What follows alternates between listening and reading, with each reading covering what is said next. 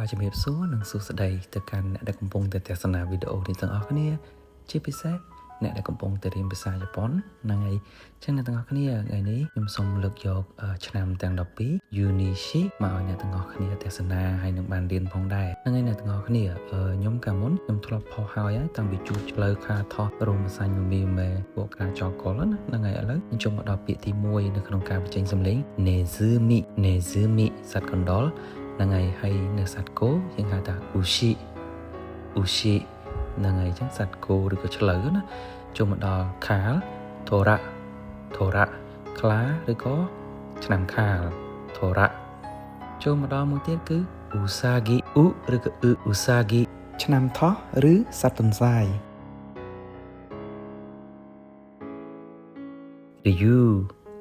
ryu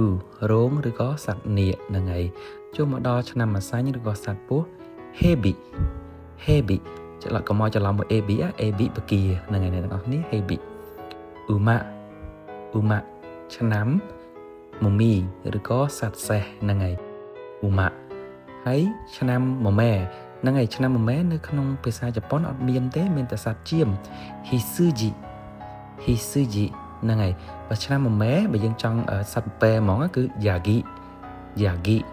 ហ្នឹងគឺឆ្នាំមមែប៉ុន្តែនៅក្នុងភាសាជប៉ុនអត់មានទេមានតែជាម hitsuji ហ្នឹងហើយអ្នកទាំងអស់គ្នាសង្ឃឹមថារៀនទៅឆាប់ចេះទាំងអស់គ្នាហ្នឹងហើយអញ្ចឹងចូលមកដល់ឆ្នាំវោកហ្នឹងហើយគឺសារុឆ្នាំវោកឬក៏សត្វស្វាសារុបន្ទាប់មកគឺសត្វបក្សីយល់ទៅពាក្យធូរិនេះគឺសត្វបក្សីទេមិនណាគេរាប់ថាឆ្នាំរកាឬក៏សត្វមាន់ឲ្យយើងនិយាយធូរិនោះគឺឆ្នាំមាន់នឹងឯងឬក៏សត្វមាន់ឆ្នាំរកា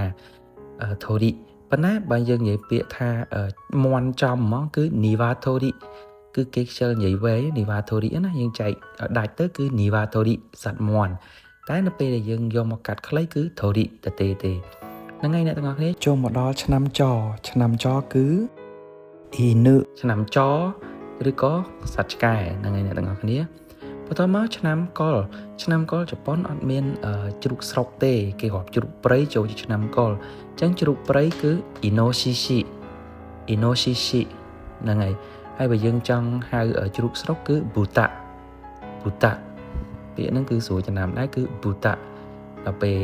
សត្វជ្រូកព្រៃនេះគឺឆ្នាំកុលនៅក្នុងភាសាជប៉ុនគឺអ៊ីណូស៊ីស៊ី